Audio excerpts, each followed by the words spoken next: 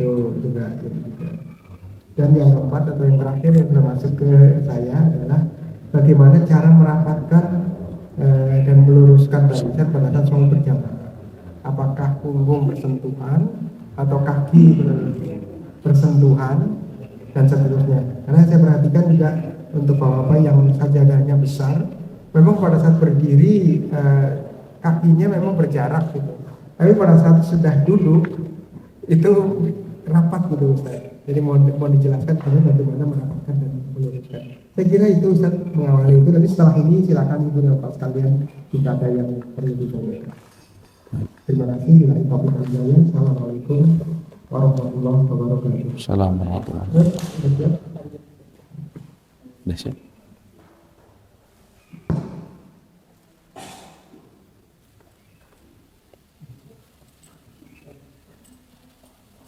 Satu lagi sambil menunggu persiapan, insya Allah nanti setelah selesai kajian ini ada sedikit bingkisan yang akan dibawa oleh bapak sekalian. Namun sambil pulang lewat pintu belakang nanti kami sampaikan di belakang. Terima kasih. Terima kasih juga untuk Eko dan keluarga yang selalu istiqomah menyiapkan konsumsi untuk kajian satu pagi. Assalamualaikum warahmatullahi wabarakatuh. Assalamualaikum warahmatullahi wabarakatuh.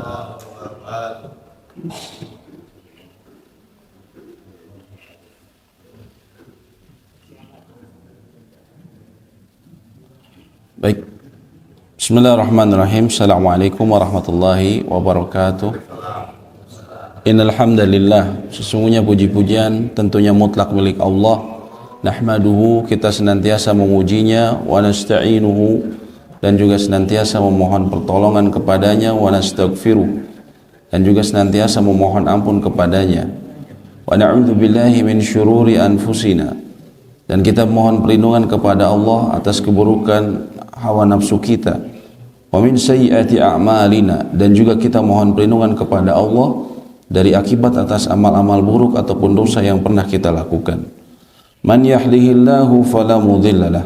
Barang siapa yang telah Allah berikan pemberian paling berharga dalam kehidupan, yaitu hidayah, maka tidak ada yang bisa menyesatkannya.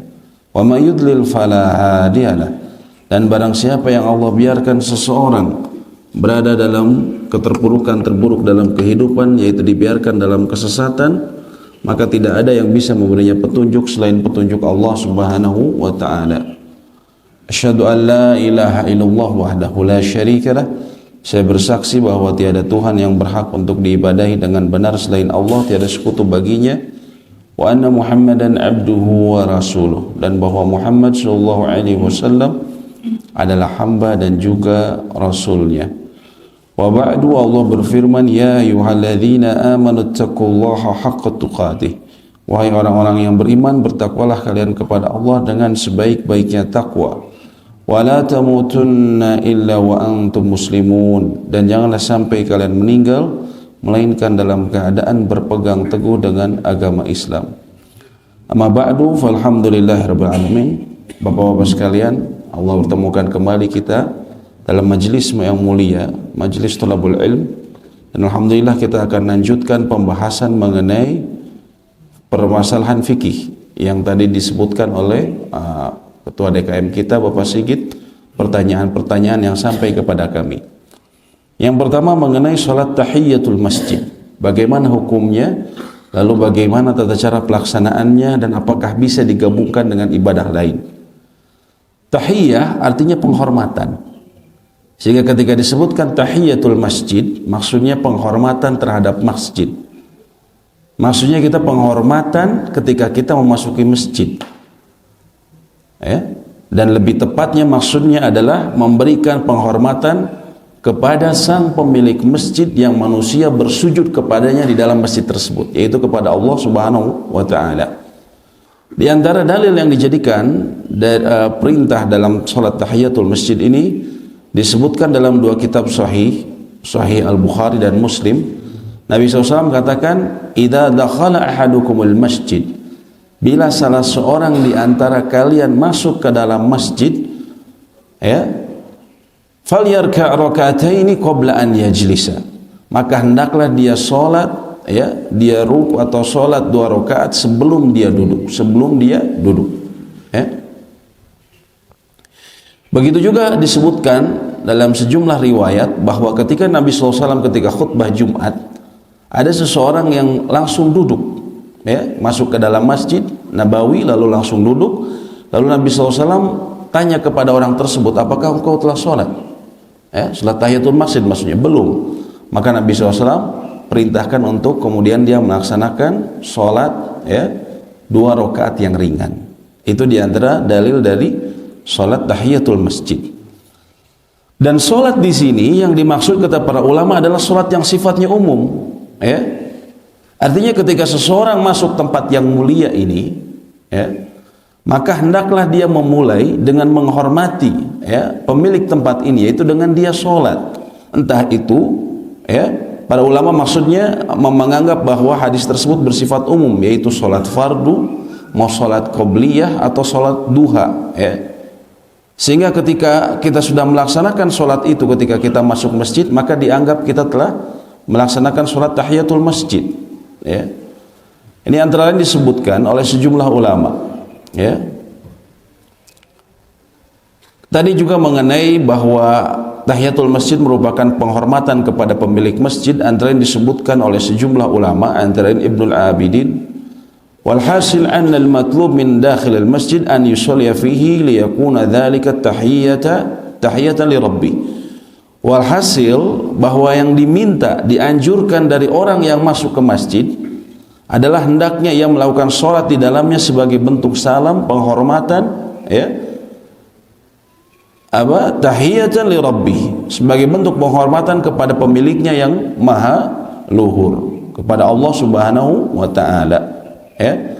Dan juga bahkan sejumlah ulama katakan, antara lain ulama di Tanah Suci, Syekh Muhammad bin Shalih Al-Utsaimin mengatakan salat tahiyatul masjid ini adalah salat yang ghairu maqsudah li dzatiha. Dia tidak dimaksudkan secara khusus, ya. Yang penting apa? Yang penting ketika seseorang masuk masjid, dia salat, mau dia salat duha, mau qobliyah, mau salat sunnah mutlak, maka dia dianggap telah melakukan tahiyatul masjid. Oleh karenanya beliau yang termasuk menganggap boleh menggabungkan niat dalam hal tersebut, dalam ketika kita masuk tersebut, ya. Dan ini juga disebutkan oleh ulama-ulama besar dari kalangan Syafi'iyah. Disebutkan antara lain oleh Imam An-Nawawi dalam kitabnya Al-Majmu' Syarah Al-Muhadzab, kitabnya yang sangat terkenal. Beliau mengatakan, qala ashabuna la yashtaratu an yanwiya bi rak'ataini tahiyyat, bal idza shalla rak'ataini bi niyyati shalat mutlaqa aw nawa rak'ataini nafilah ratibah aw ghairu ratibah, ya. Para ulama dari kalangan mazhab kami, kata beliau, kata Imam Nawawi, dari kalangan mazhab Imam Syafi'i, berpendapat bahkan tidak disyaratkan seseorang, tidak disyaratkan, bukan tidak boleh, tidak disyaratkan seseorang untuk berniat sholat tahiyatul masjid 2 rakaat, ya. Akan tetapi idza shalla rak'ataini bi niyyati shalatil mutlaqa, kalau dia sholat 2 rakaat dengan niat sholat sunnah mutlak, au nawa rak'ataini nafilatan ratibatan au ghairu ratibatin, atau dia niat, ya, sholat 2 rakaat sholat sunnah rawatib atau selain rawatib, ya, selain rawatib bisa sholat duha atau sholat fardu, ya, baik dia melaksanakan di waktunya ataupun mengqadanya, maka atau bahkan seseorang bernazar akan sholat sunat, maka hal tersebut menurut Imam An-Nawawi, ya, ajza'ahu, itu dianggap telah mencukupi. Dzalik wa hasala lahu ma nawa wa hasalat tahiyatul masjid dimnan wala khilafa, ya, dan dianggap telah mendapatkan sesuai dengan niatnya, termasuk di dalamnya tahiyatul masjid. Dan kata beliau tidak ada perselisihan pendapat di antara mazhab Syafi'i dalam masalah ini, ya. Dan juga disebutkan oleh beliau, ya, lau nawal fariḍah wa tahiyatul masjid aw ratibah wa tahiyatul masjid hasala jami'an bila khilaf. Para ulama dari mazhab Imam Syafi'i mengatakan kalau ia berniat sholat fardu dan sholat tahiyatul masjid, atau dia berniat sholat rawatib dan tahiyatul masjid, maka keduanya bisa diperoleh semuanya, ya, dan tidak ada perselisihan di dalamnya. Jadi kalau bapak ketika masuk seperti qobliyah subuh, ya, ketika sholat sebelum subuh, bapak lihat, mungkin kan kita yang sering kebingungan, ini waktunya udah mepet, saya mau sholat tahiyatul masjid atau saya mau sholat qobliyah subuh, gitu kan? Jawabannya, bapak sudah langsung saja sholat qobliyah subuh, maka hal itu sudah dianggap mencukupi, ya, tahiyatul masjid, atau sholat qobliyah bapak itu sudah dianggap sebagai sholat tahiyatul masjid, ya. Ini antara lain dikatakan oleh Imam Nawawi dan para ulama-ulama mazhab Imam Syafi'i. Begitu juga dengan ulama-ulama modern yang tadi kami sebutkan, yaitu Syekh Muhammad bin Shalih Al-Utsaimin, salah seorang ulama di Saudi Arabia yang mungkin secara fikih lebih dekat ke mazhab Hambali, ya. Mereka mengatakan hal yang sama, ya. Jadi ketika kita masuk, ya, maka itu sudah kita mau sholat, ya, rawatib ataupun sholat sunnah mutlak, maka itu sudah dianggap sebagai tahiyatul masjid. Di antara dalilnya adalah secara nakli, secara akli, kalau kita masuk ketika waktu sholat fardu, ya, maka kita langsung melaksanakan sholat fardu. Kalau kita terlambat, tidak sholat khusus 2 rakaat lagi, ya, karena sholat fardu kita itu juga sudah dianggap sebagai tahiyatul masjid, sebagaimana tadi keterangan Imam Nawawi, ya. Jadi kira-kira bisa difahami, Pak, ya, seperti itu. Baik, Bu, ada kaitannya dengan itu. Tadi Ustaz menyebutkan kalau datangnya sudah mepet, itu langsung sholat rawatib, ya, subuh contohnya seperti itu. Kalau orang yang datangnya lebih awal, waktunya masih panjang, apakah dia juga harus sholat misalnya pertama hadir sebelum wudu misalnya, terus setelah selesai baru rawatib dan sholat? Apakah seperti itu atau cukup 2 rakaat tapi niatnya digabung? Ya, baik. Wallahu a'lam bishawab. Ya, kalau menurut tadi yang disebutkan oleh Imam An-Nawawi, begitu juga yang disebutkan oleh sejumlah ulama lainnya, ya, maka cukup ketika dia masuk, dia bisa niat sholat sunnah mutlak kalau memang waktunya masih ada, atau dia dahulukan dulu yang lebih utama, yaitu misalnya qobliyah subuh, itu kan, kalau misalnya waktu subuh, ya, dia dahulukan itu terlebih dahulu karena itu yang paling utama, sehingga juga mungkin dia bisa lebih optimal dalam membaca ayat-ayat dan surat yang ada di dalamnya, ya, lebih utama dan lebih tenang. Baru apabila memang masih ada waktu, ya, artinya ketika dia masuk tadi dia niat sholat qobliyah baik zuhur ataupun subuh, maka tentunya tadi sudah dianggap sebagai tahiyatul masjid, ya, dan itu pun dianggap sebagai syukrul wudu. Sama, karena syukrul wudu pun dia bukan ketika kita sholat, maka dia dianggap juga telah sebagai bentuk syukrul wudu dia, ya.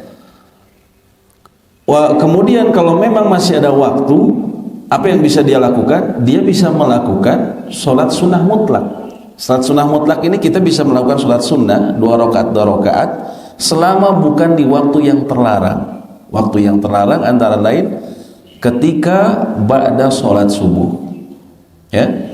Kemudian yang kedua adalah ketika matahari baru saja terbit, yaitu waktu syuruk, persis waktu syuruk.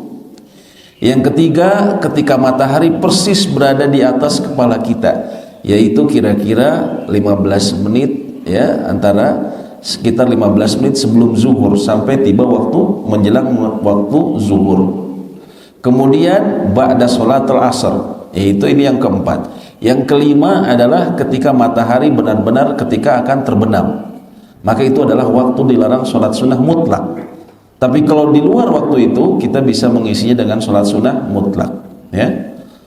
Walaupun memang ada perbedaan pendapat dalam qobliyah subuh, sebagian ulama dia mengatakan mencukupkan hanya 2 saja, ya. Tapi jumhur, mayoritas ulama mengatakan boleh dia menambah dengan sholat sunat mutlak, seperti itu. Wallahu a'lam bishawab, ya. Jadi yang utama dahulukan dulu yang misalnya tadi rawatib, ya, dahulukan dulu yang rawatib, ya.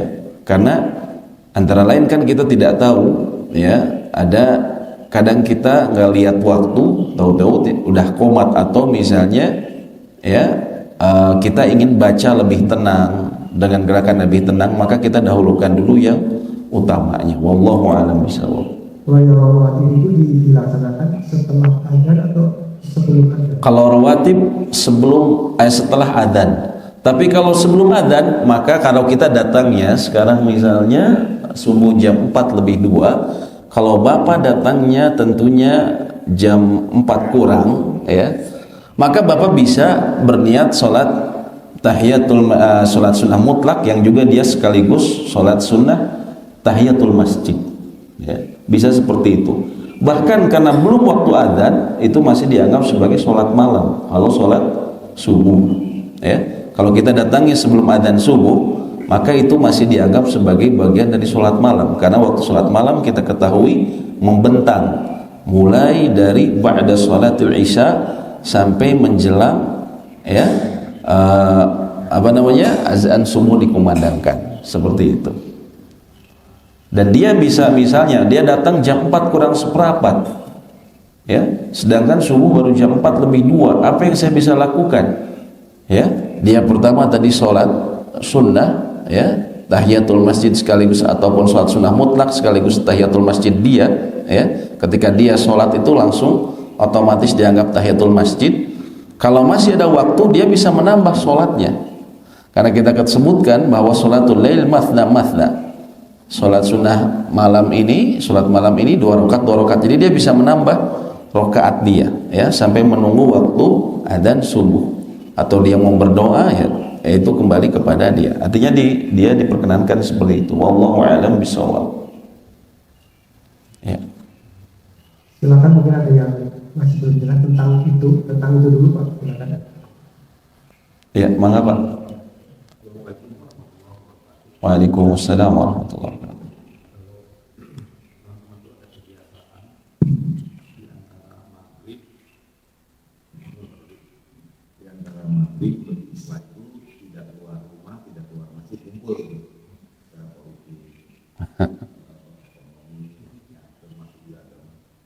Ketika saya mau beribadah, menjelang azan itu orang berdatangan dari luar itu sholat tahiyatul masjid, ya. Iya. Dan berdiri sholat. Nggak usah sholat lagi, kan kita udah di sini gitu. Udah ada di dalam ini, gitu, tapi diperlukan lagi. Tentu bingung benar enggak dilarang atau gimana itu. Saya juga nggak jelas dasarnya, dan dia juga nggak menjelaskan dasarnya Pak Ustaz. Nah, itu gimana ya Pak Ustaz? Iya. Kalau begitu, jadi udah dalam jamaah gitu ya? Iya, betul. Baik, ketika seseorang misalnya berada dalam masjid antara waktu sholat dengan waktu sholat lainnya, ketika kemudian dikumandangkan azan di sholat berikutnya, apakah perlu dia tahiyatul masjid? Ya tentunya tidak perlu, karena dia dari awal sudah di masjid.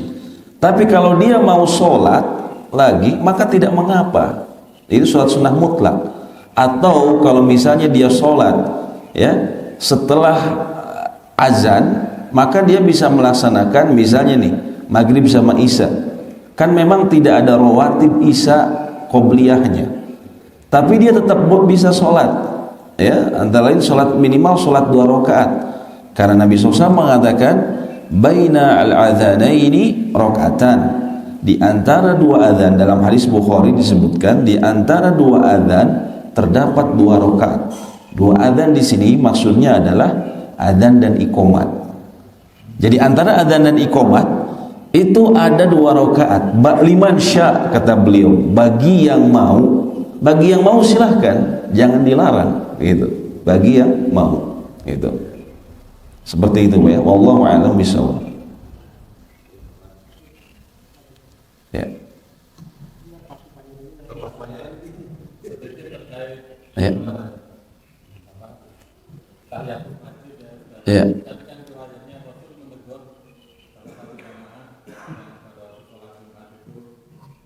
Dan Tahiyatul masjid. Betul. Maksud saya kalau hari Jumat kan biasanya penuh gitu ya. Iya. Sholat tahiyatul masjid itu apakah harus di dalam masjid?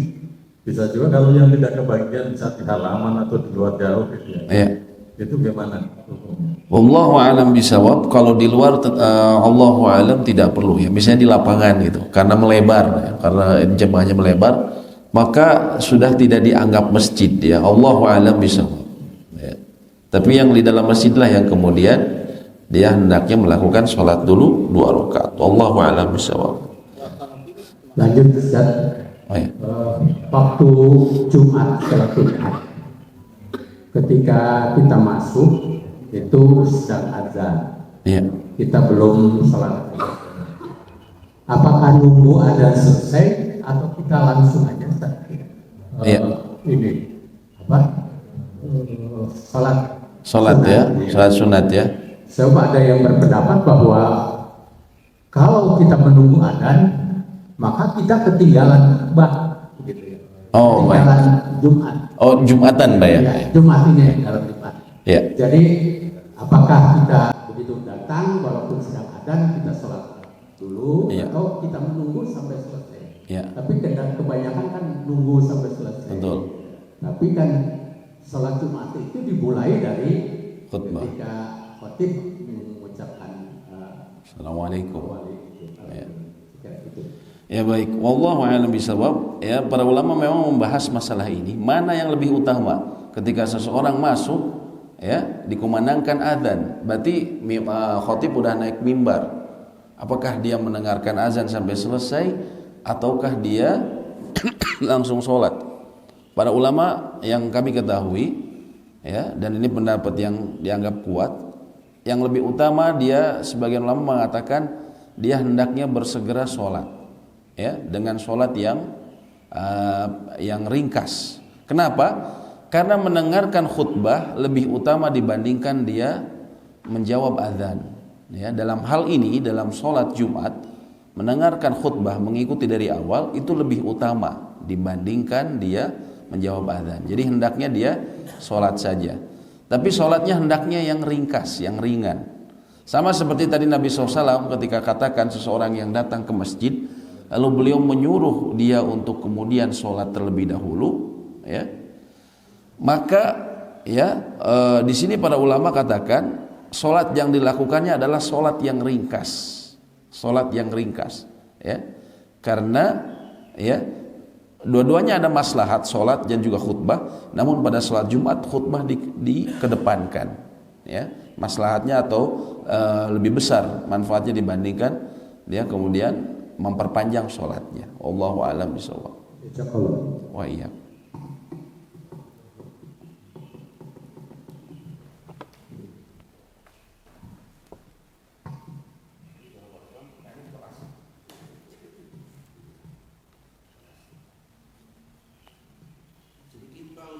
Ya.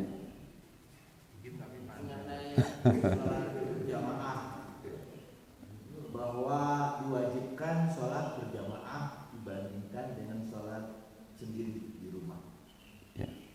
Kemudian yang kedua mengenai dalam berjamaah, itu ada yang mengatakan lokasi sholat itu adalah sajadah.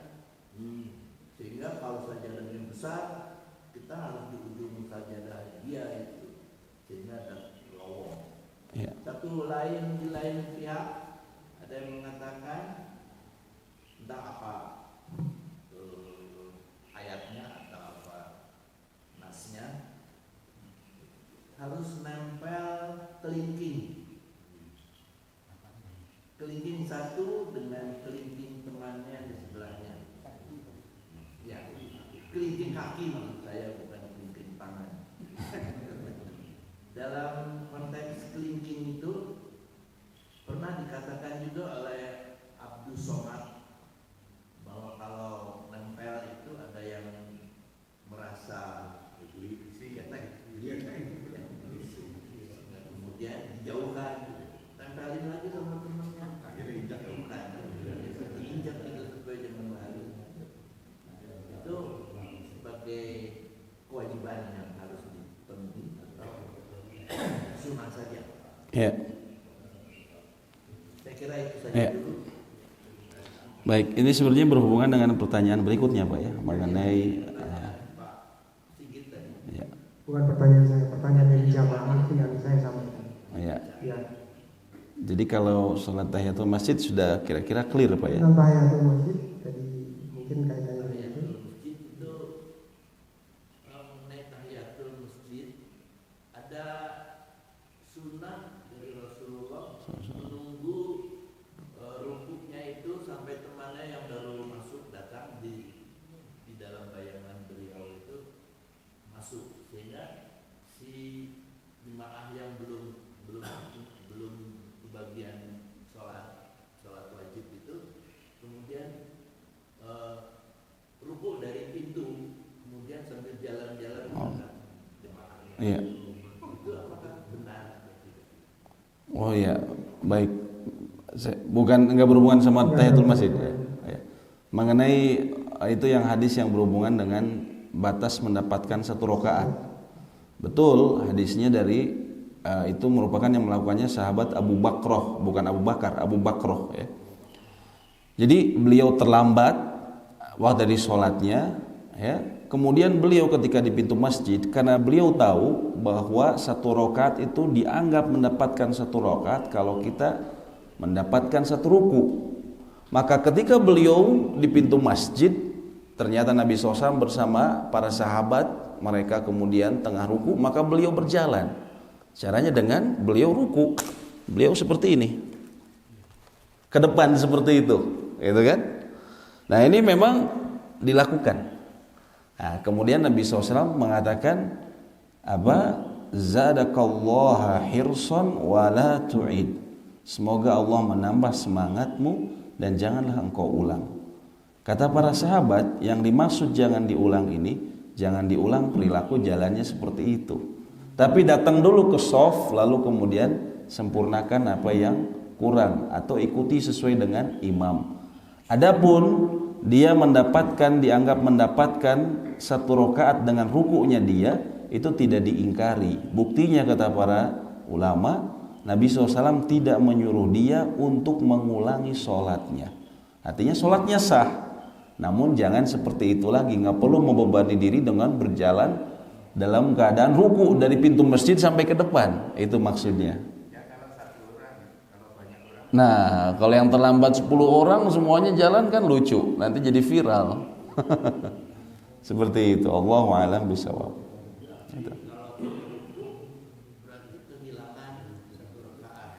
Iya, seperti itu.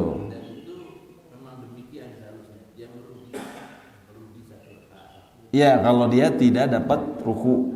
Nah, seperti itu. Allahu a'lam bishawab. Ya. Kenapa? Oh, maksudnya Bapak lebih baik apa saya jalan aja kalau terlambat gitu ya? Apakah saya jalan ataukah saya? Iya. Dan ikhlas kehilangan 1 rakaat. Iya. Iya.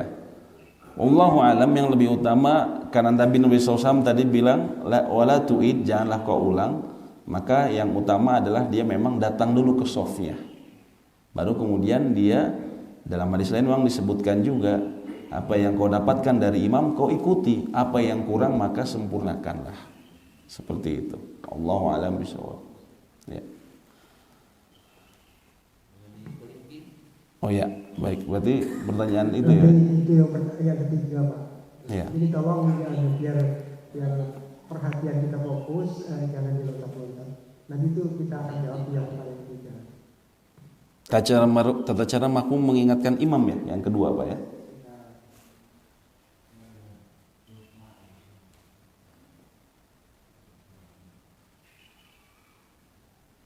Tentang sholat syuruk.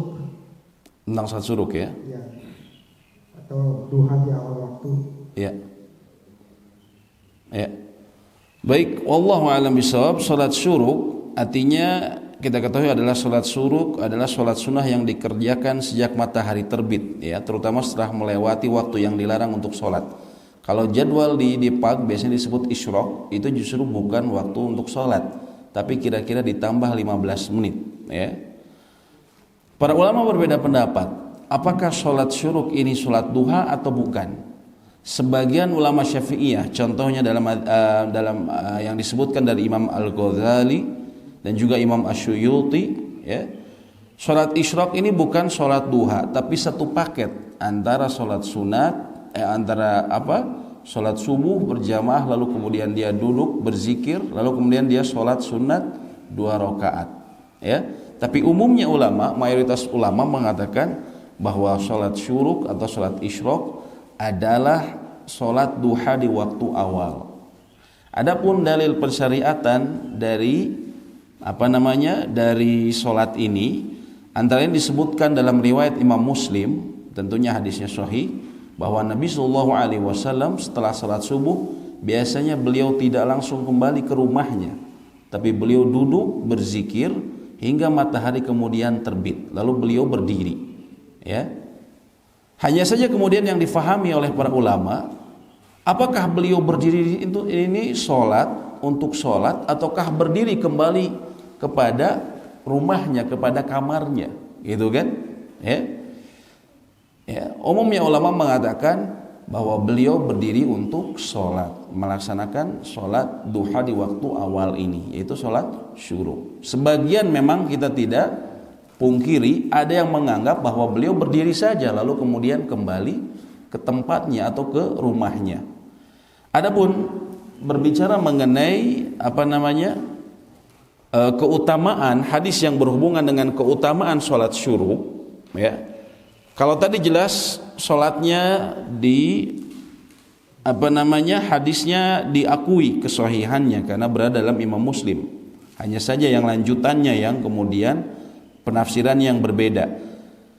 Adapun mengenai keutamaannya disebutkan antara dalam riwayat Imam At-Tirmidzi. Nabi SAW disebutkan atau beliau pernah berkata, man shallal fajra au fi jama'atin, barang siapa yang salat subuh dalam berjamaah, thumma qa'ada yadhkurullaha ta'ala hatta tatlu'i syams, kemudian dia duduk berzikir kepada Allah sampai terbit matahari, thumma shalla rak'ataini, kemudian dia salat 2 rakaat, kanat lahu ka ajri hajjatin wa umratin tamatan.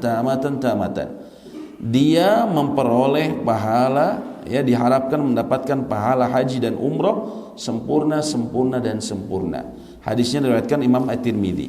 Hadis ini yang berbicara mengenai keutamaannya, orang yang melakukan seperti itu dia mendapatkan pahala haji dan umrah.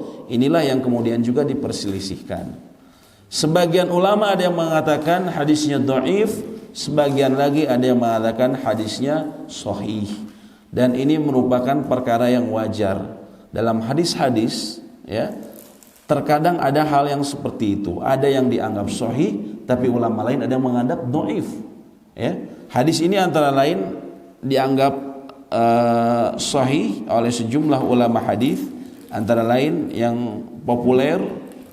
Hadisnya diriwayatkan disahihkan antara lain oleh Syekh Nasruddin Al-Albani, salah seorang ahli hadis zaman sekarang, atau yang kira-kira beliau meninggal 20 tahun yang lalu.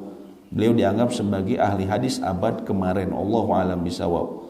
Begitu pula saya membaca keterangan dari Syekh Abdul Aziz bin Baz, salah seorang mufti Saudi Arabia. Beliau mengatakan hadis tersebut memang ada permasalahan, tapi karena ada syawahid, kata beliau, syawahid ini ada hadis-hadis lain yang mendukung, yang berbicara mengenai redaksi atau yang mendukung keterangan tersebut, maka dianggap hadisnya hasan li ghairihi. Hadisnya hasan ini di bawah sahih namun bisa diamalkan, disebabkan dikuatkan oleh hadis-hadis yang ada yang hampir serupa dengan hadis tersebut, ya. Jadi memang tidak dipungkiri mengenai keutamaannya. Pertama kita berbicara mengenai pensyariatannya, ya. Kalau memang beliau setelah sholat subuh beliau duduk, kemudian sampai datangnya atau terbitnya matahari, itu jelas hadisnya sahih, disepakati, ya, karena berada dalam Sahih Muslim. Adapun kemudian beliau bangkit, ya, penafsiran beliau bangkit di sini ada perbedaan pendapat ulama. Ada yang mengatakan bangkit lalu kembali, tapi umumnya ulama mengatakan beliau bangkit dan kemudian sholat, karena ini dikuatkan dalam sejumlah riwayat lain. Contohnya dalam riwayat Imam At-Tirmidzi dan Imam An-Nasa'i dan juga Ibnu Majah. Disebutkan kana Nabi sallallahu alaihi wasallam idza zalati syamsu min matla'iha. Nabi SAW itu ketika matahari bergeser dari tempat terbitnya, qida rumhin, seukuran satu au rumhaini atau dua tombak, setinggi satu atau dua tombak, kira-kira ya, kalau di padang pasir bisa ditancapkan, dilihat kira-kira satu atau dua tombak, ya. Maka kemudian ya beliau kemudian mengatakan, ya, maka Nabi kemudian sholat 2 rakaat, ya. Maka beliau Nabi bangkit, ya. Oh mohon maaf, hadisnya seperti ini. Ketika Nabi SAW, ketika matahari bergeser dari tempat terbitnya, kira-kira seukuran satu ada 2 tombak, ya. Setelah terbit kemudian 2 tombak, ya. Sebagaimana ukuran waktu 2 sholat asar dari maghribnya, ya, maka Nabi kemudian, ya, disebutkan bahwa beliau, ya, beliau melakukan sholat 2 rakaat. Nah, sehingga difahami dari hadis ini bahwa bangkitnya beliau dari tempat duduknya setelah berzikir ba'da sholat subuh itu untuk sholat 2 rakaat. Ini yang difahami ulama yang mengatakan bahwa bangkitnya beliau itu untuk sholat, baru kemudian beliau ke rumahnya. Seperti itu. Memang dari sisi ini ada perbedaan pendapat. Terus yang kedua, dari sisi fadilah yang disebutkan pahala haji dan umroh, juga tadi ada perselisihan. Ada yang mengatakan hadisnya dhaif, namun ada yang mengatakan hadisnya sahih, ya. Lalu bagaimana sikap kita dalam hal ini? Karena masing-masing ini perkara ijtihad dalam menentukan hadisnya sahih atau tidak, maka tidak perlu kita mengingkari satu sama lainnya. Sebagaimana dalam kaidahnya disebutkan, perkara ijtihad itu tidak bisa dibatalkan dengan ijtihad yang lainnya. Dalam hal ini memang ada ulama-ulama yang diakui mengatakan hadisnya dhaif, namun juga ada ulama yang diakui yang dia mengatakan hadisnya sahih. Dan sebagian ulama mengatakan andaikan kita tidak menganggap hadis pahala haji dan umroh ini sahih, tetap kita mengamalkan yang tadi disebutkan dalam, ya, yang difahami ulama dari hadis Imam Muslim yang pertama, bahwa beliau biasa duduk setelah sholat subuh lalu kemudian berzikir dan bangkit, ya. Lalu tadi sebagian ulama memahami bahwa bangkitnya ini kemudian untuk sholat untuk sholat syuruk atau sholat duha. Dan karena dia sholat duha, maka tentunya sholat duha tidak diingkari, ya. Maka andaikan memang tidak khusus sholat syuruk, maka dia dianggap telah sholat duha, ya.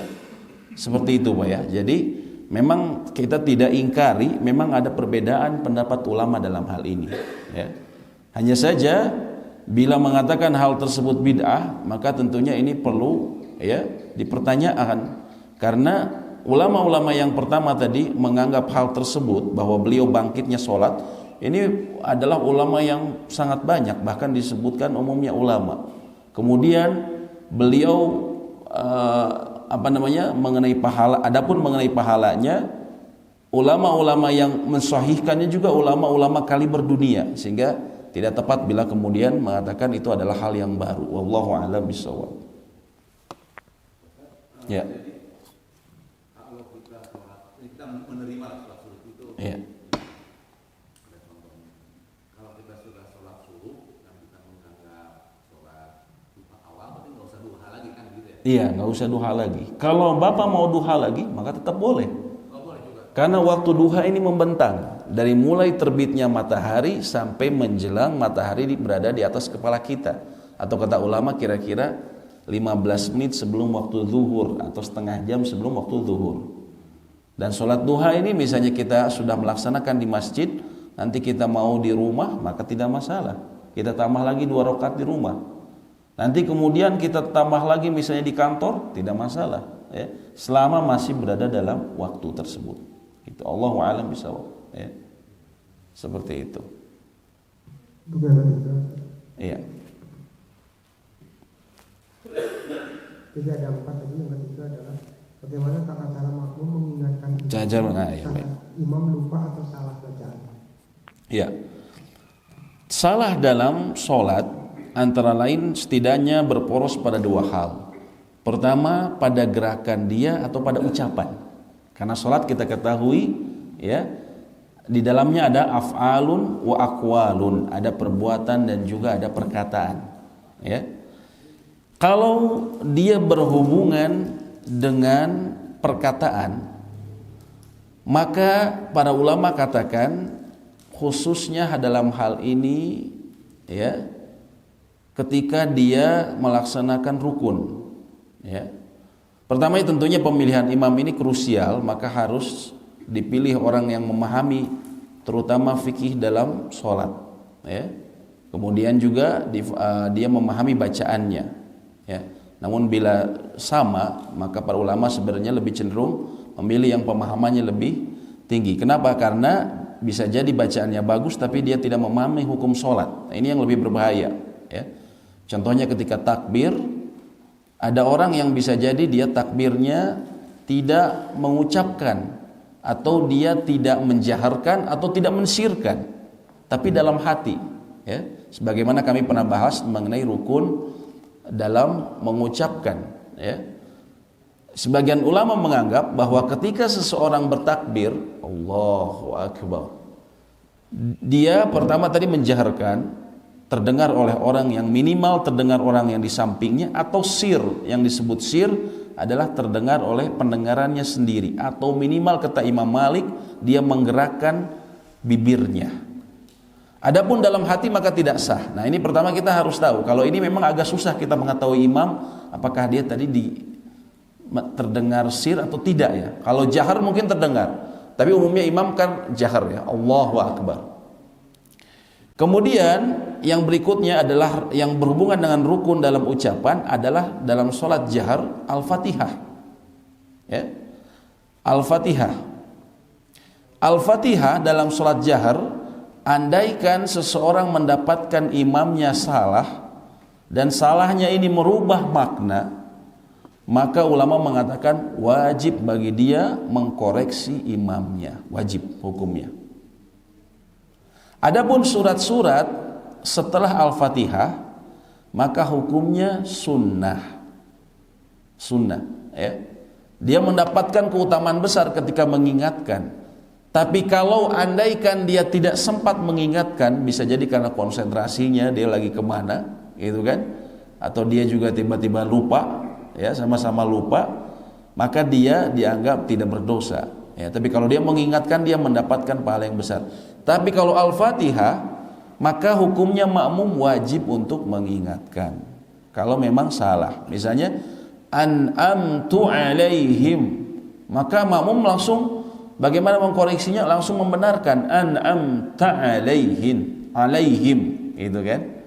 Atau karena dia merubah arti, an'amta alaihim artinya orang-orang yang telah engkau beri nikmat. Kalau an'amtu alaihim orang-orang yang telah aku beri nikmat, maka merubah arti, maka wajib makmum mengingatkannya.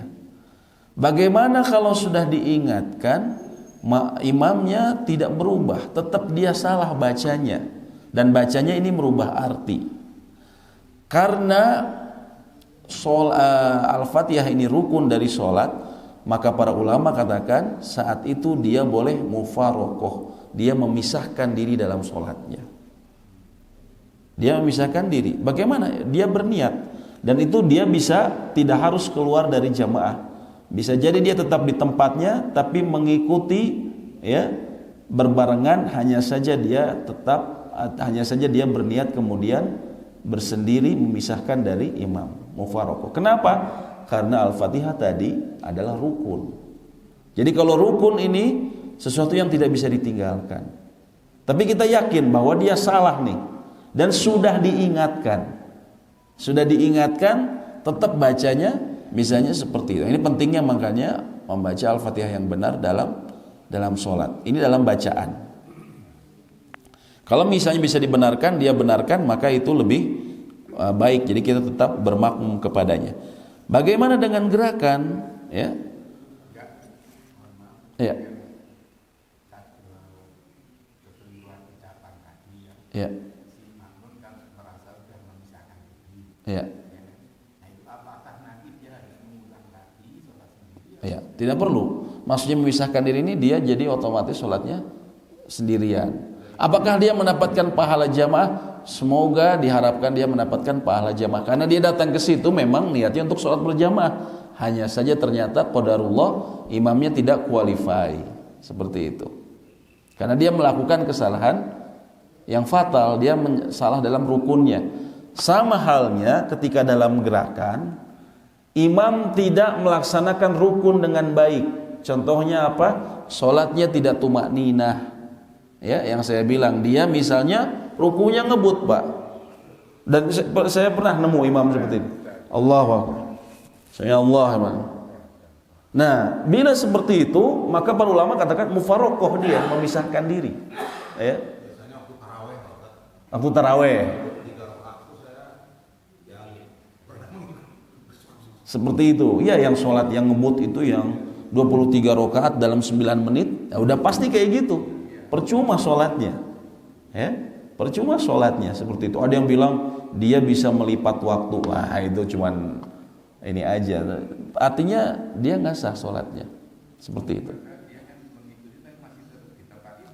Masih di tempat itu. Tapi dia niatkan sendiri dan dia kerjakan. Dia nggak usah peduli imamnya ngebut, dia tetap tenang. Imamnya bangkit ngebut juga, dia tetap tenang. Dia kerjakan sesuai dengan rukunnya. Karena kalau dia mengikuti imam, persis mengikuti imam, maka sholat dia percuma, gak sah. Karena gak sesuai rukun, tidak memenuhi rukunnya. Seperti itu. Ya. Ya sebenarnya yang salah bukan dia. Yang salah siapa? Imamnya. Makanya imam ini krusial sekali, Pak. Makanya ya penting sekali imam memahami fikih sholat. Nah itu makanya para ulama katakan, kenapa kemudian apabila ada dua bacaan yang sama, orang ini sama-sama bisa baca Quran dengan baik, udah di atas standar, yang diutamakan sebenarnya yang lebih memahami, ya, lebih memahami. Kenapa? Karena itu tadi. Dan mereka berdalil dengan Abu Bakar. Nabi SAW mengatakan, aqra'ukum bi kitabillahi Ubay bin Ka'ab. Di antara orang yang paling baik membacanya Al-Quran, kata Nabi SAW, adalah sahabat yang namanya Ubay bin Ka'ab. Tapi pada prakteknya ketika beliau sakit, yang menggantikan imam bukan Ubay bin Ka'ab. Yang diperintah siapa? Abu Bakar. Karena Abu Bakar dianggap ya sudah di atas standar juga, tapi dia memiliki pemahaman yang lebih dalam dibandingkan Ubay bin Ka'ab, terutama dalam permasalahan fikih sholat. Sehingga kemudian beliau dikedepankan saat itu. Nah dalam hal ini seperti itu. Kalau imam tidak mengetahui, jadi makanya penting sekali kita mengikuti amanah. Kalau misalnya satu masjid sudah ditentukan, ya, tidak kemudian orang langsung wah ada saya aja. Kalau Anda bisa faham rukunnya, maka silahkan. Kalau memang tidak ada orang ya yang sudah ditentukan. Tapi kalau tidak tahu, masih raba-raba rukunnya, hati-hati, kita jangan persilahkan dia, gitu kan? Karena bisa merusak yang lain, gitu. Seperti itu. Iya.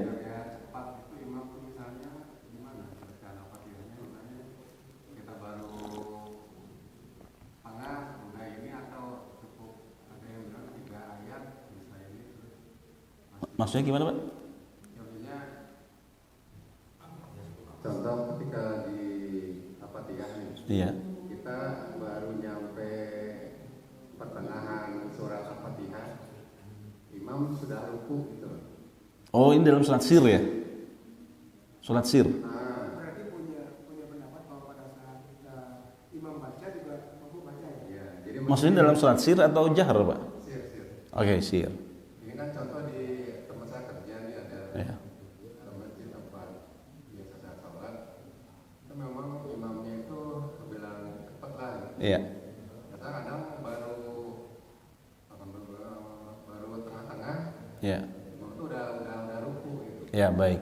Nah, apakah baiknya saya memisahkan diri atau ada yang bilang asal 3 ayat bisa kekejar? Iya, baik.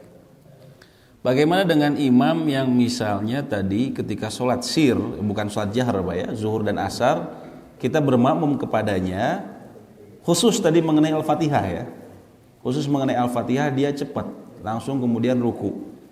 Apakah saya perlu memisahkan diri? Kalau memang dalam Al-Fatihah, kalau imam ruku, kita ikuti saja ruku.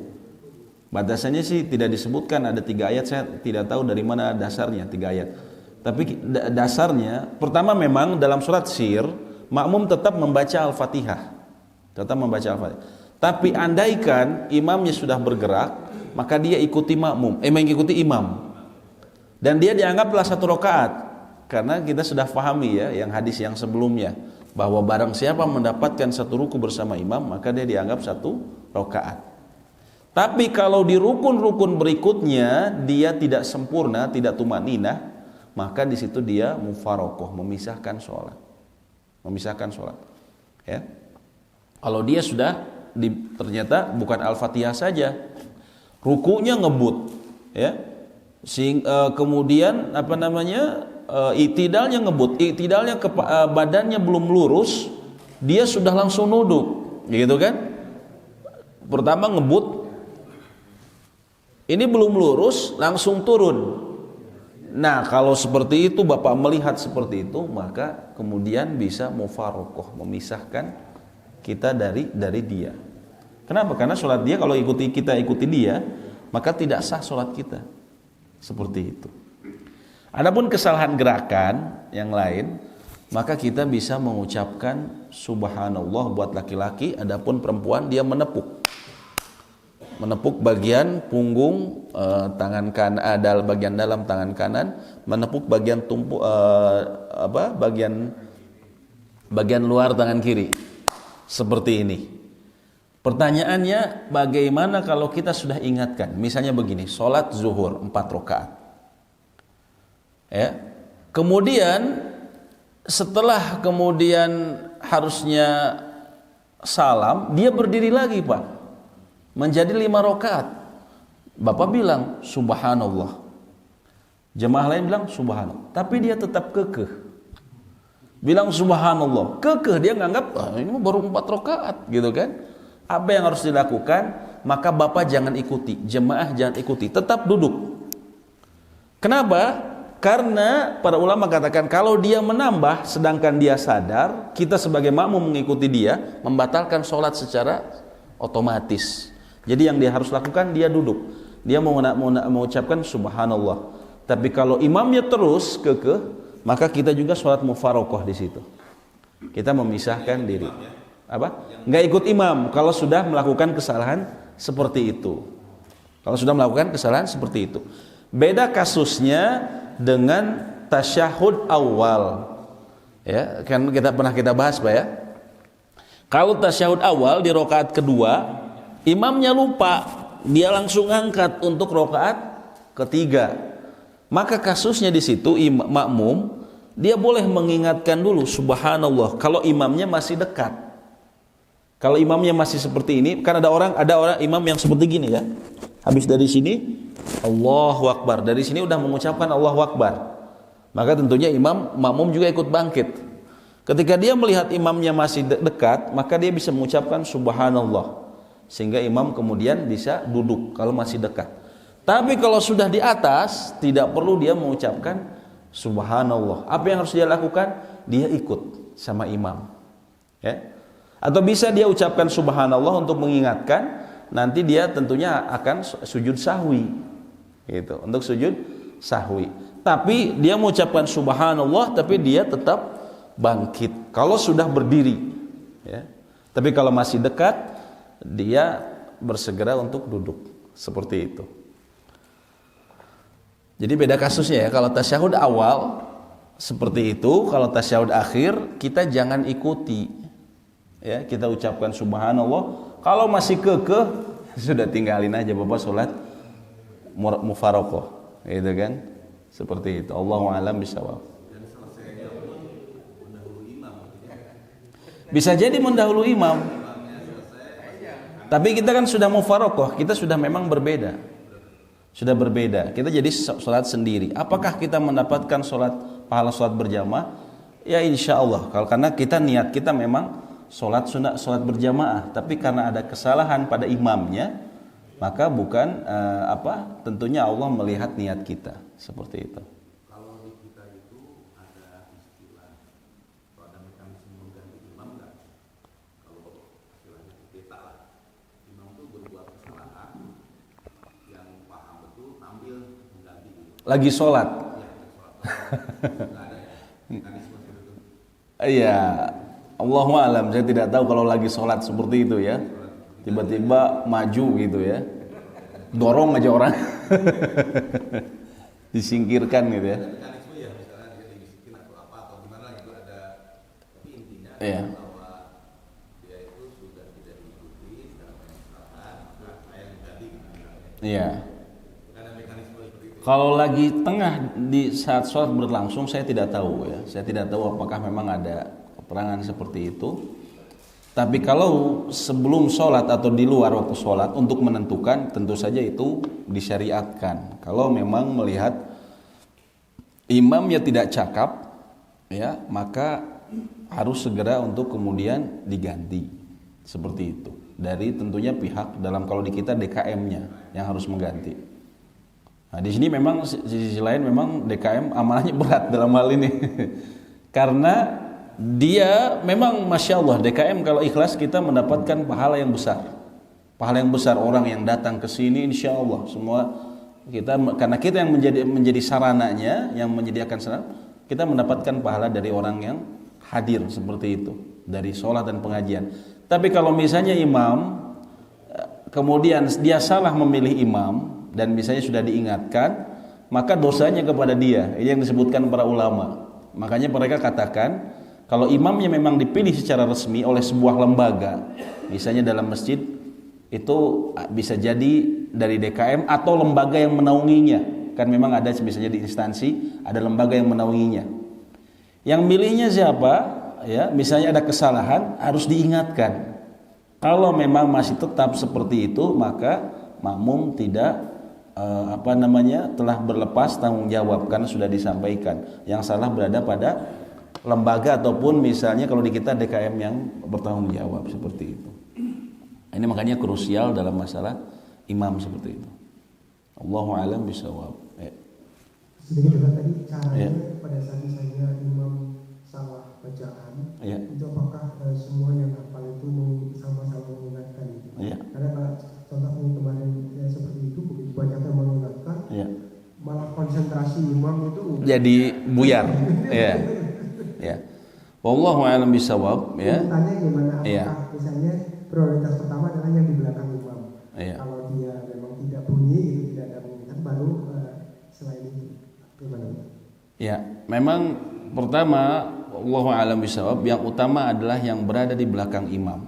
Oleh karena itu Nabi SAW katakan, liyalini, hendaklah orang yang berada di sampingku, atau maksudnya di sekitarku, di belakangku adalah ulin nuha, orang yang memiliki pemahaman dan orang yang memiliki artinya memiliki pemahaman dalam agama. Artinya orang yang juga dewasa dan dia faham mengenai fikih sholat ataupun bacaan.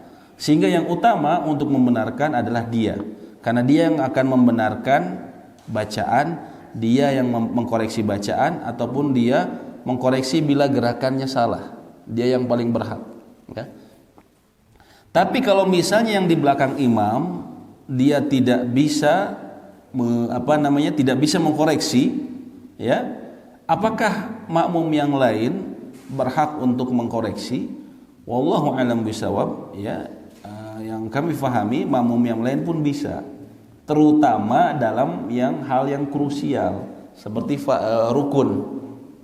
Tadi Al-Fatihahnya salah. Orang yang di belakang imam tidak faham mengenai bacaan Al-Fatihah yang benar. Tapi yang di samping kanan, samping kiri atau di ujung dia faham. Apakah dia boleh membenarkan? Allahu a'lam, ya, yang kami fahami bisa dia membenarkan. Karena tidak ada nas khusus harus benar-benar yang berada di belakang. Allahu a'lam bishawab. Dia bisa membenarkan. Itu yang rukun. Adapun yang sunnah, ya, maka yang utama tentunya tetap yang di sekitaran imam, ya. Dan artinya makmum yang lain menunggu dulu apakah yang di belakang imam sudah mengkoreksi. Kalau yang di belakang imam tidak mengkoreksi, ya, maka dia bisa mengkoreksi kalau dia berada di pinggir kanan kiri. Ya. Seperti itu. Allahu a'lam bishawab. Baik, terima kasih. Ya.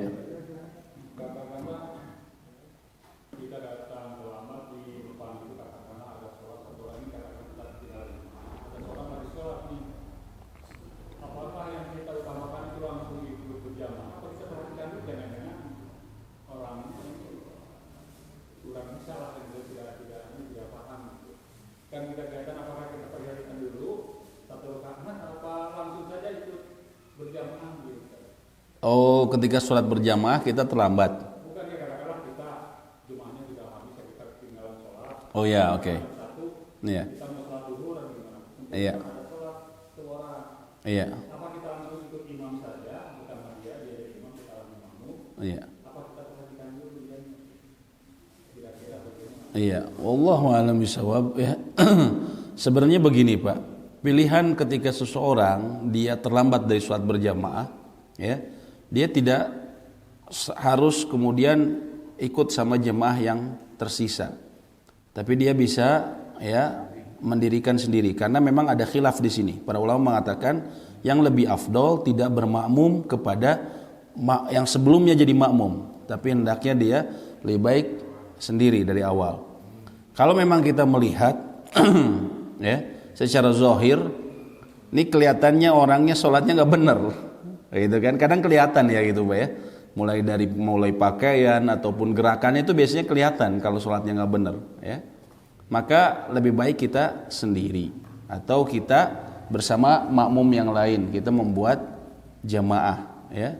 Karena dia kan sudah terlepas dari sholat berjamaah, maksudnya dia sudah selesai sholat berjamaahnya, ya. Dia statusnya makmum yang menyempurnakan sholatnya, masbuk, gitu kan.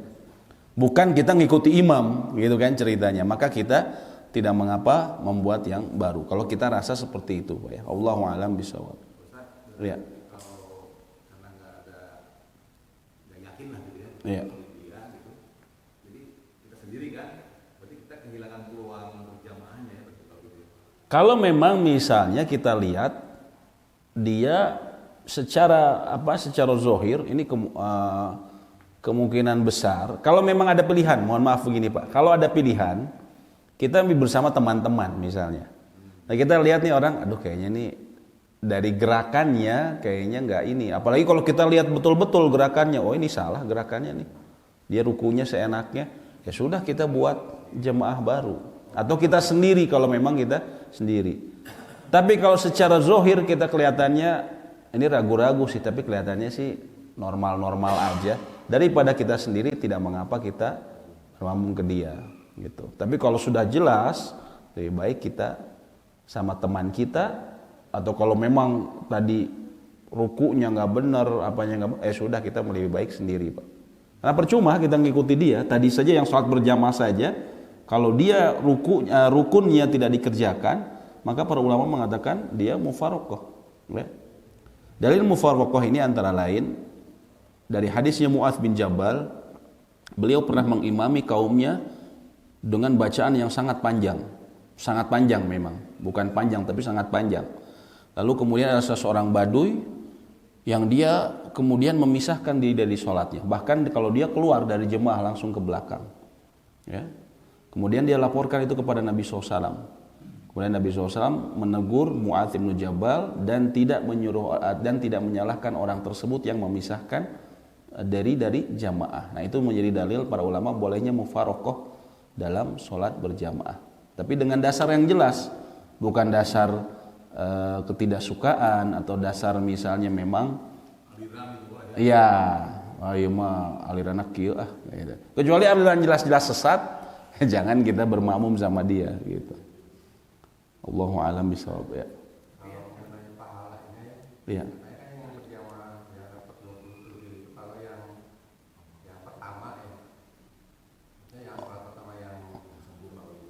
Allahu a'lam. Pertama masalah kesempurnaan pahala, tentunya yang lebih sempurna pelaksanaannya dia lebih sempurna. Tapi kalau misalnya dianggap orang yang misalnya masbuk atau dia dapat rukunya di ruku di rakaat pertama, dia tidak mendapatkan 27, Allahu alam, saya tidak tahu ada keterangan seperti itu, gitu kan? Oh, jamaah kedua, ya. Iya, iya. Tentunya berbeda bagi mereka. Tapi kecuali seseorang ada uzur, kan bisa jadi namanya manusia ada uzur ya. Maka dia akan insya Allah tetap dicatat sebagai kebiasaannya. Sebagaimana dalam sejumlah hadis disebutkan, seseorang yang terhalang melaksanakan ibadah karena sakit, karena safar, gitu kan? Dia terbiasa misalnya sholat malam, tapi karena sakitnya dia nggak bisa bangun, atau terbiasa puasa, maka dia akan dicatat pahalanya seperti orang yang ketika dia sehat, atau ketika dia tidak safar. Maka begitu pula dengan hal seperti ini. Insya Allah dia, kalau dia terbiasa sholat berjamaah di yang pertama, hanya saja mungkin karena uzur satu atau dua hal, maka dia dengan jemaah yang baru, maka insya Allah dia mendapatkan pahala yang sama. Kalau masalah pahala ini sebenarnya para ulama tidak ada yang berani mengatakan ya dia dapat. Mereka mengatakan yurja, diharapkan. Karena yang benar-benar tahu siapa? Ya Allah, Allah yang memberikan balasan, gitu. Jadi bahasa mereka yurja, diharapkan, seperti itu biasanya. Diharapkan dia bisa mendapatkan sebagaimana dia lakukan ketika tidak ada uzur, begitu. Allahu a'lam. Bagaimana Pak? Tadi Bapak gimana? Oh iya, silakan Pak. Iya.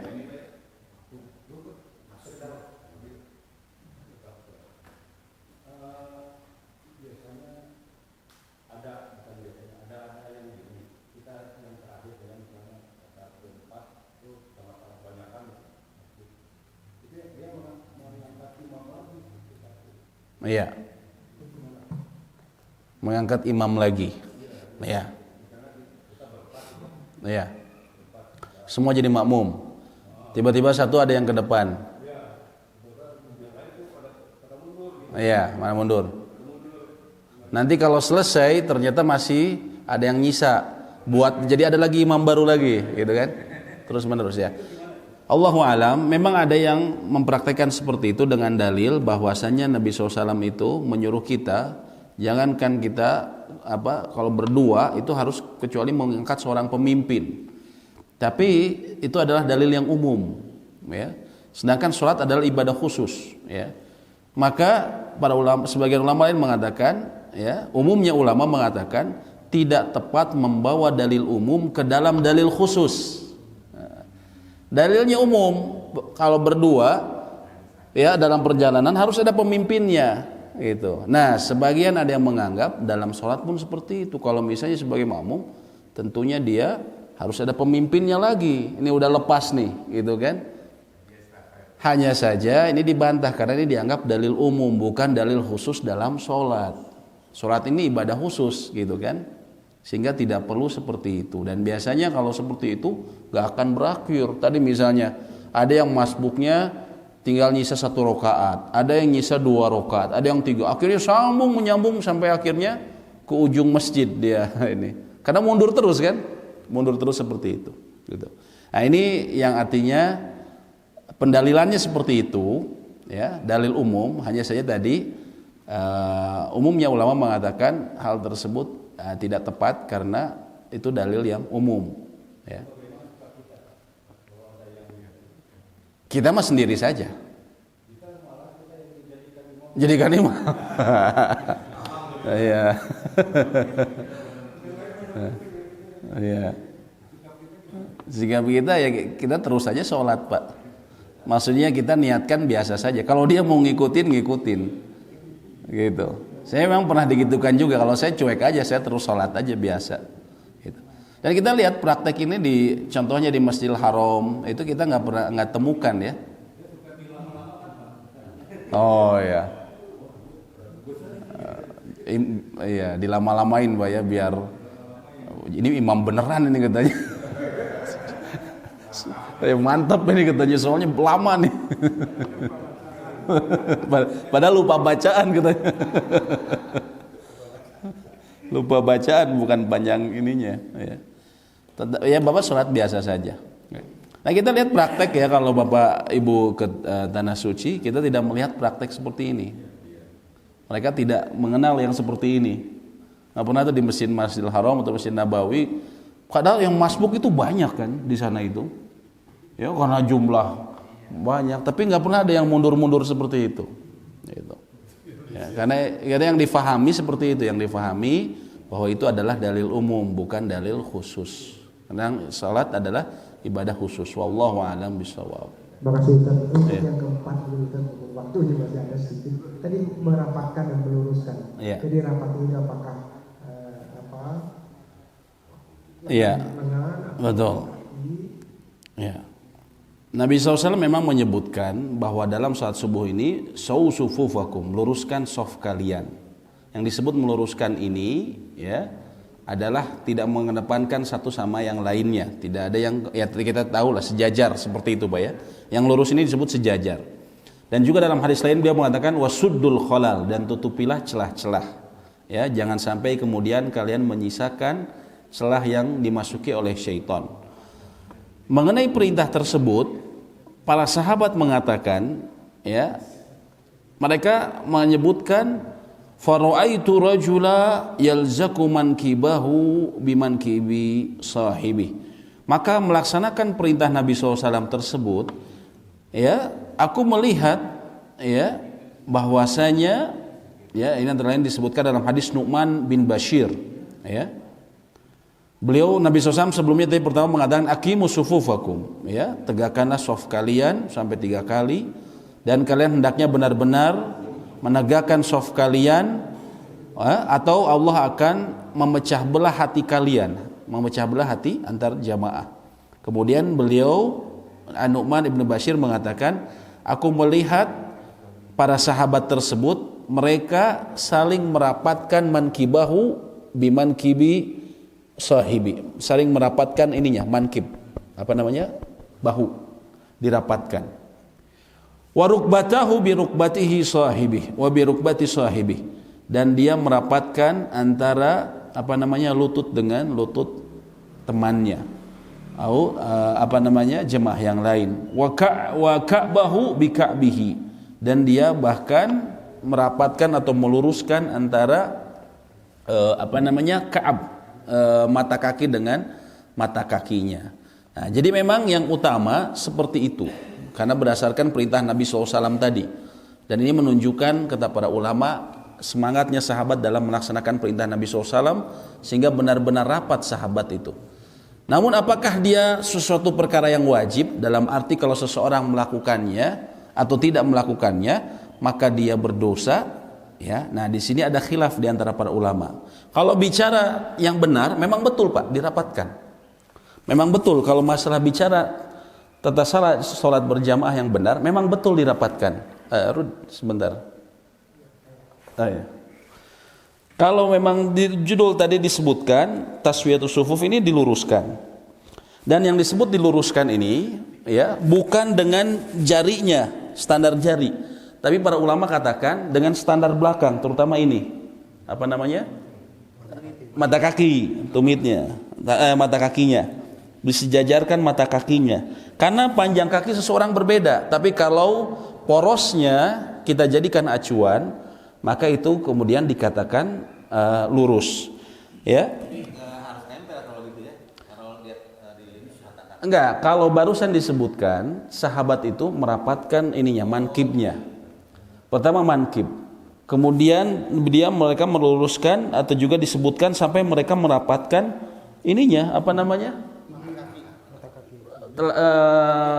apa sih tadi?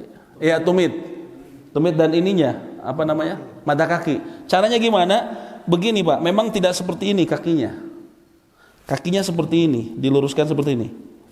Nah, walaupun sebagian ulama menganggap bahwa ini menunjukkan, ya, mubalaghah, menunjukkan kesungguhannya para sahabat. Namun yang penting adalah berusaha untuk merapatkan. Andaikan memang tidak benar-benar seperti ini, karena sulit kalau merapatkan ini. Nah, mungkin paling jari seperti ini, ya. Seperti itu, ya. Hanya saja tadi yang menjadi perbedaan, apakah ini wajib ataukah sunnah muakkadah, sunnah yang sangat ditekankan. Bukan dibilang cuma sunnah, tapi sunnah muakkadah. Sunnah muakkadah ini kalau kita tinggalkan tentunya sangat rugi.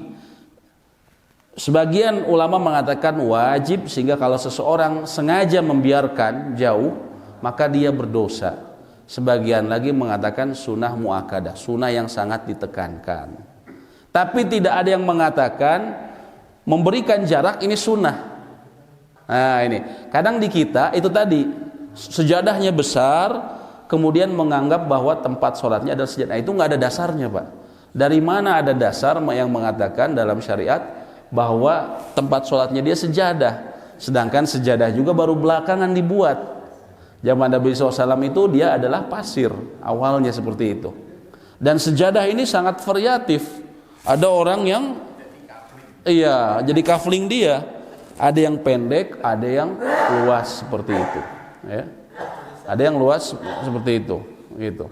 Kalau yang luas orang akhirnya jadi berjauhan. Padahal Nabi SAW bilang suddul khalal, tutupilah di antara celah, di antara celah. Kalau masalah mungkin kita sungkan, itu kan masalah sungkan sebenarnya bukan dalil, Pak, ya. Hanya karena kita belum biasa atau orang sama-sama tidak tahu.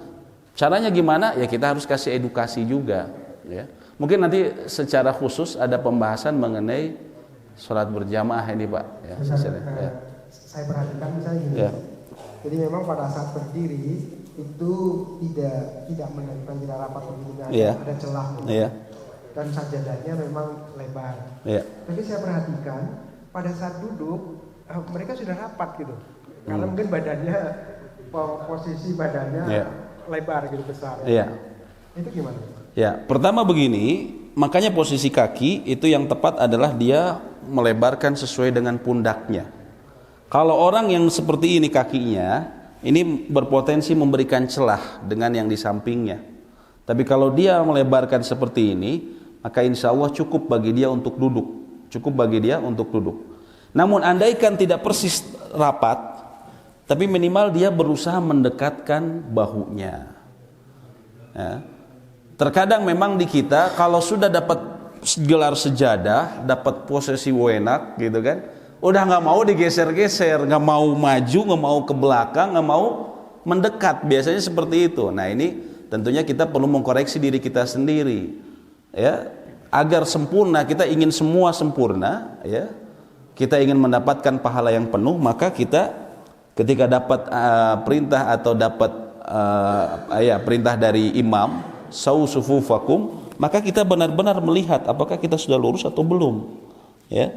Dan ini memang perlu nanti kita dijelaskan, Pak, ya, yang batas yang tepat ini di mana, di garis belakang atau garis depan, karena jaraknya lumayan ini. Ini yang memang kita harus sosialisasikan. Ya, karena yang di hitam ini jaraknya lumayan, Pak. Nah, apakah yang garis depan atau garis belakang? Saya lihat memang ada beberapa yang memang lurus tapi dia di belakang, di depan seperti ini. Ada yang lurus tapi di belakang. Ini biasanya berbeda. Nanti mungkin kita jadi PR kita jadi untuk menentukan mana yang jadi acuan seperti itu. Jadi andaikan seseorang anggaplah tidak terlalu rapat, tapi minimal dia bisa mendekatkan bahunya. Minimal mendekatkan bahunya, ya. Seperti itu. Ya, baiknya memang tidak membawa sejadah yang lebar, Pak. Karena itu terutama anak-anak, Pak. Kalau anak-anak kita minta dia untuk lipat saja.